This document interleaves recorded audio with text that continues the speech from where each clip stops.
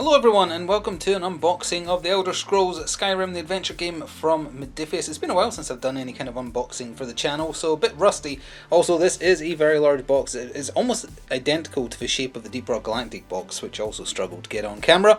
But this isn't a new thing. This was released a couple of years ago now. If we just turn this over, it is 2022. I believe Modiphius crowdfunded it, and unlike their Elder Scrolls Call to Arms game, which I do cover on this channel if you're interested, which is more of a skirmish format, this is more of a board game legacy narrative format, co-op and solo narrative gameplay. There you go, right there. Endless replay value, quick start tutorial, Skyrim on your tabletop. Although it does come with miniatures, and if you are familiar with Call to Arms, you might recognise the sculpts, but we'll look more closely then once we actually get into the box. So I picked this up. I wanted to pick it up a while back, but one of the main complaints you will find about this game is that given that it is mostly cardstock, cardboard, etc., not very many miniatures, the RRP for it is it's a little expensive. I'm talking in the £140 to £150 range. I got this in the Amazon Prime Day sale for £100, which still might be expensive. I don't know. We'll look at the quality of the components and I'll share some final thoughts once we've looked at it. I haven't opened it yet, but I feel like that's probably more of a reasonable price than certainly an extra £40 or £50 on top of that. So, and indeed that's roughly the price if you try and buy it directly from Modiphius, and that's not even including the fact there's like a couple of expansions. There's a miniature expansion if you want literally every enemy to be a miniature instead of like cardboard tokens. So the all-in for this at crowdfunding must have been real expensive. Either way though, let's crack into this and see what it's like. And there we go, it is off. So let's just put that right there. And we start with delicious silica gel. I am just kidding, do not eat this, you will die. And then we have, for all the various tokens, I actually like, you don't see this as much anymore, having plenty of little baggies for all the tokens that we're going to have, and I believe it does come with storage space for all that once you've got it all unpacked, opened, etc. So that is good to see. I'll just put that to one side there. So I mentioned that the asking price for the game is a little on the steep side. The other complaint, which is sadly in keeping with a lot of what Modiphius does, at least in terms of their skirmish games, is that the rulebook, depending on who you ask, will range from, oh, this is absolutely terrible, to, it's a little messy. Unfortunately, stuff is not laid out in a conducive manner to being easily discoverable mid-game. Guiding you through perhaps learning the game, sure, but if you want to quickly check something while you're playing, that is where the difficulty arises, and that was a common theme I saw in some just overview reviews I read ahead of time like a while back. So it's not impossible to decipher, it's worth being clear about though, and this is 56 pages including glossary, but it's not as cohesive, coherent, and just user-friendly as it could be. That's unfortunate. You'd think they'd learn. I mean, there is a new edition of the Call to Arms rulebook that has been tidied a little bit, but I would still say it's not where it needs to be, personally, for a game that is fairly complicated. This, apparently, like once you have kind of gotten into the flow of how it plays, it does go much better, and you don't need to reference the rulebook as much, so its layout and how it teaches you things doesn't matter as much. But if you ever want to check something, that's where most people said, yep, this will be a problem for you. But, oh, and there is what the board looks like, which is handy because I doubt I'll be able to fit it all in on screen. So that was the rulebook. 56 pages as I say. Oh, I don't know if I showed that, but there is a quick reference on the back for at least what symbols mean. And then we have the Adventure Game Scenario Booklet. So I believe there's 2 episodes or with multiple chapters. Sorry, 2 campaigns with multiple chapters, and I forgot to mention at the top of this, but the setting obviously is in Skyrim, but it's set before the video game, and you're playing as a former member of the Blades, I believe. Yeah, it must be Blades and then Civil War, so that'll be leading up to the Imperial Stormcloak War, I would imagine. So I'm not going to spoil the entire book, so we'll just flip to a few pages, but this lays out presumably how you play. Oh, and if you reverse it over, you get the tutorial. Now, I have seen conflicting things about the tutorial. I've seen multiple people say, don't bother with the tutorial, go into, well, read the rulebook obviously, but then just go straight into your first game, rather than trying to do the campaign. I don't know if that's something I can agree with or not, I'll have to read this through, but just making it known, it does come with the tutorial, and it's the other half of the scenario booklet. You just flip it over like that. So, board safe box. That is fun. So you've got to make these into little boxes to hold things. Board save box, player save box. I think this is 4 players max, but there is also an additional expansion you can buy which extends it to 5 to 8 maybe. It's 5 to something.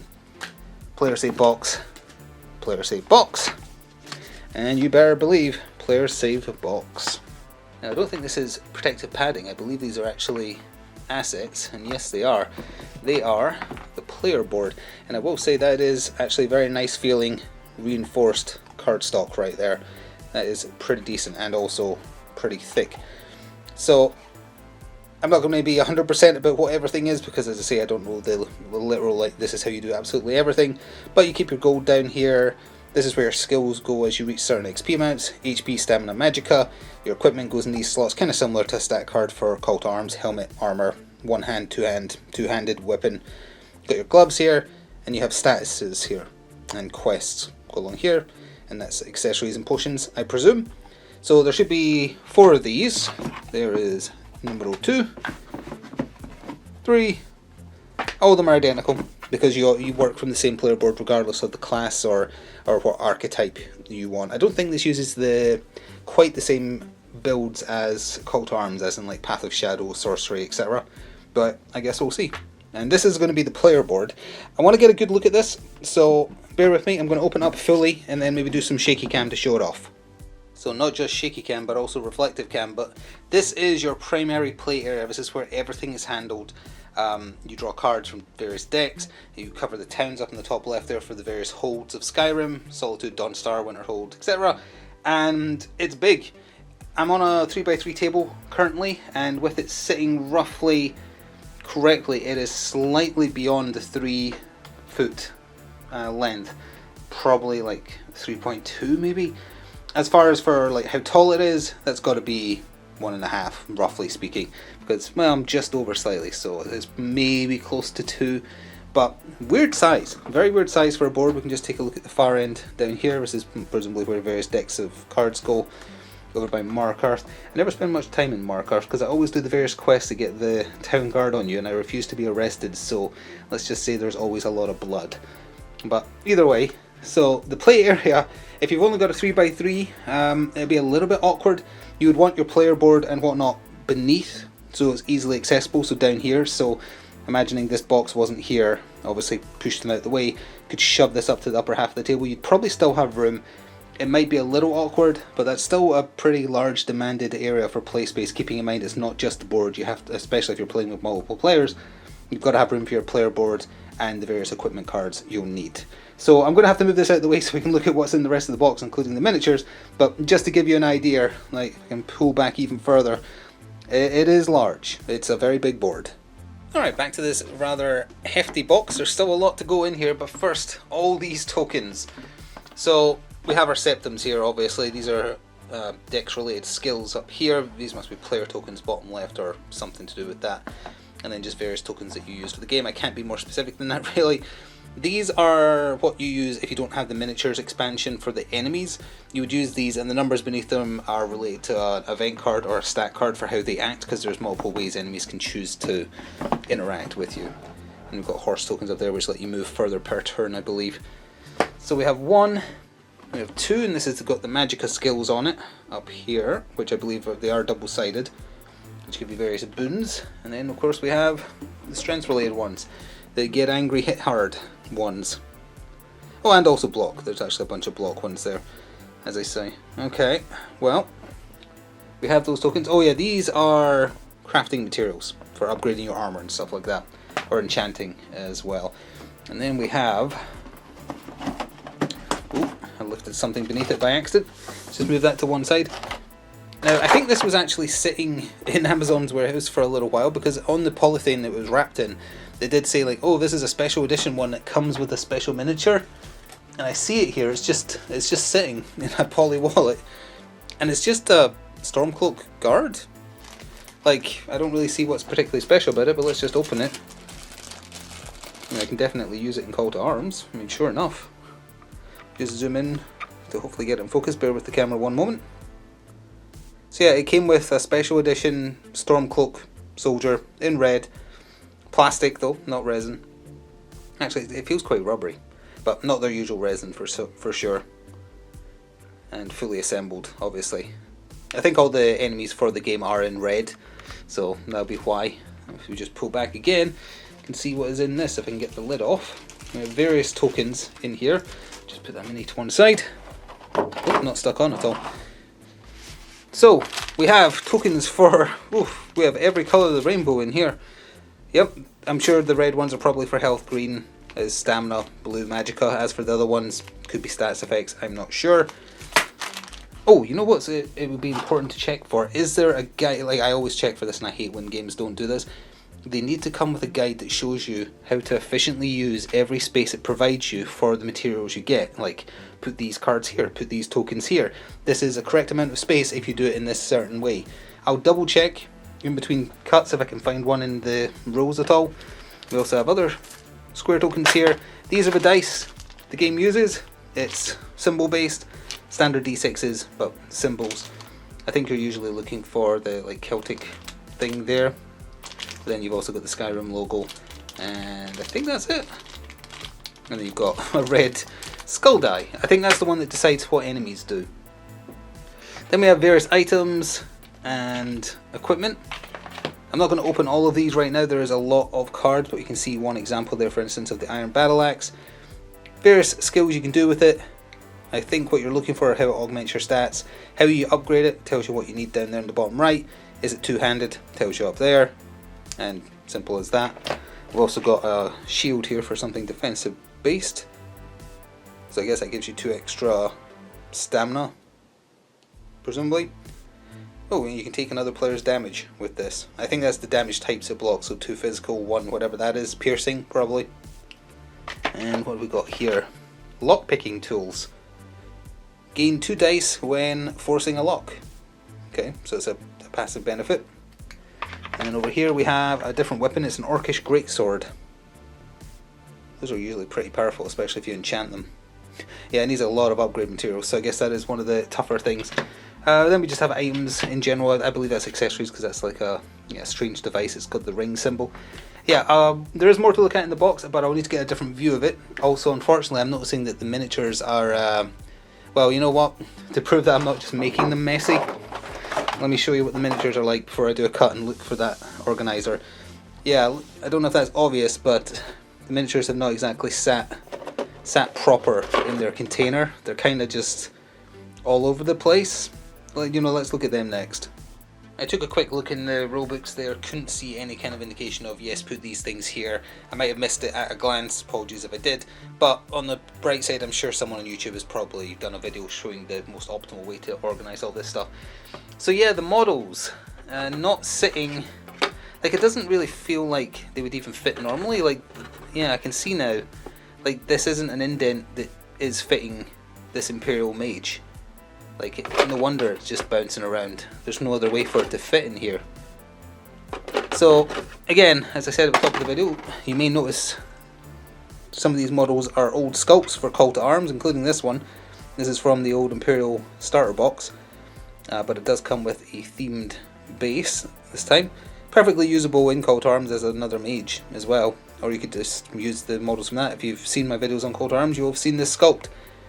Speaking of, I think there's some other repeats here. Yep, this, the Dragonborn is a repeat sculpt, which is actually good because my one was slightly damaged.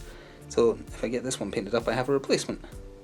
It's kind of struggling to find it. There we go. And this is also a repeat sculpt for one of the followers whose name I can't remember. I never trust the Khajiit. But he is, I've actually just assembled him the other day, the actual box. He's in the box with Lydia and other like house Carls and stuff.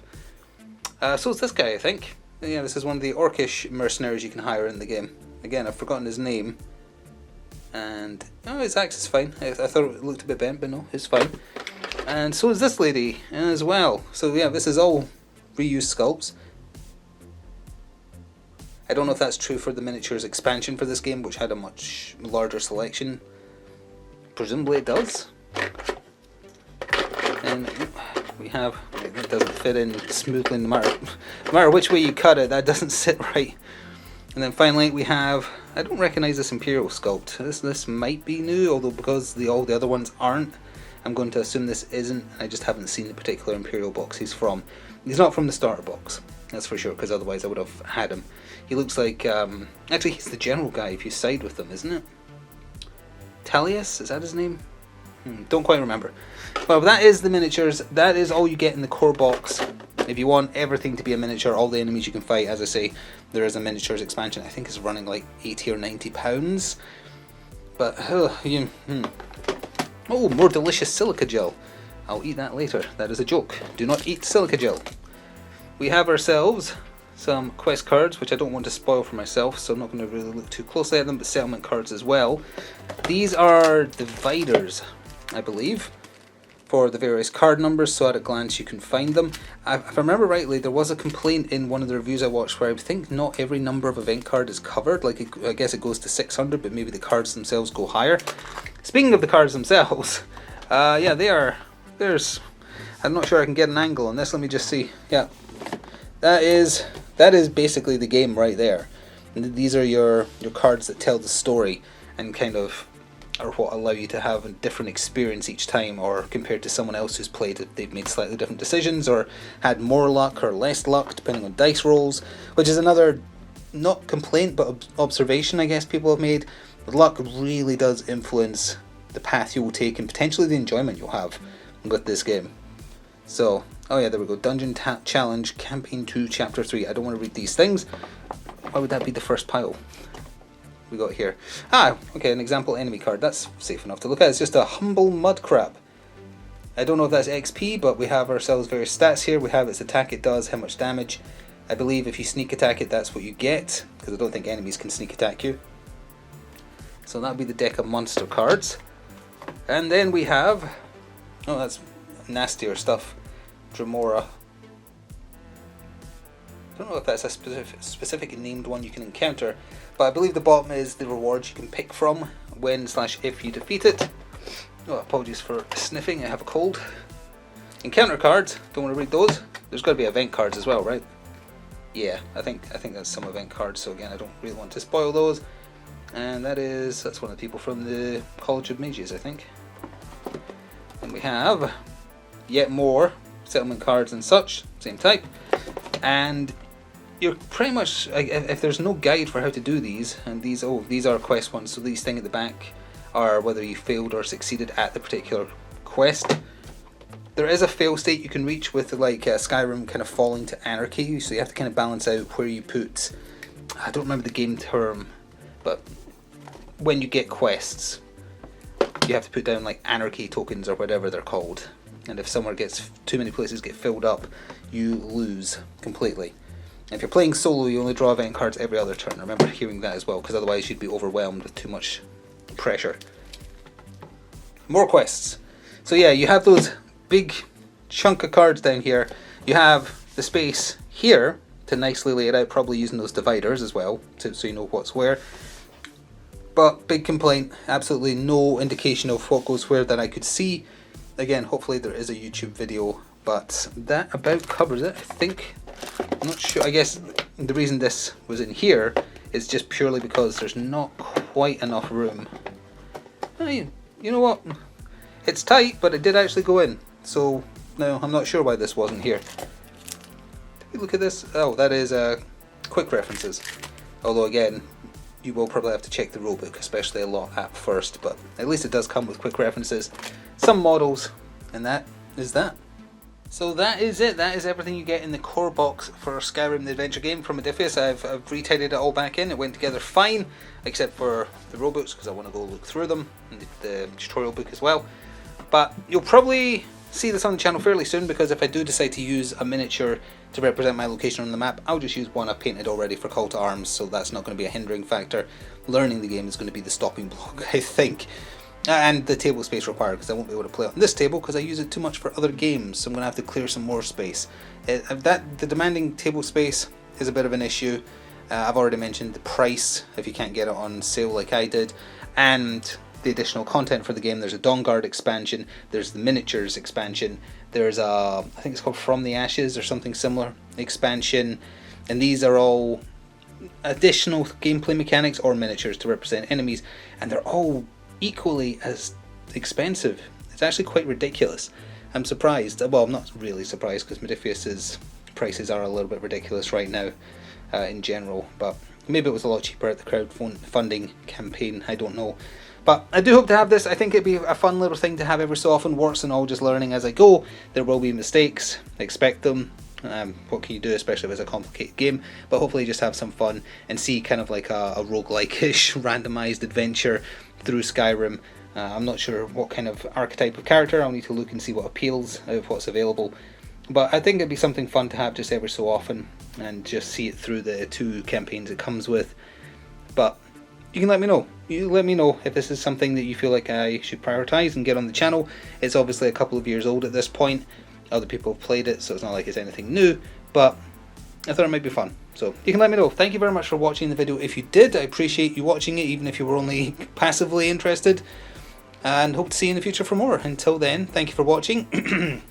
Losing my voice, as I say, got a cold. And until next time, ta-ta for now.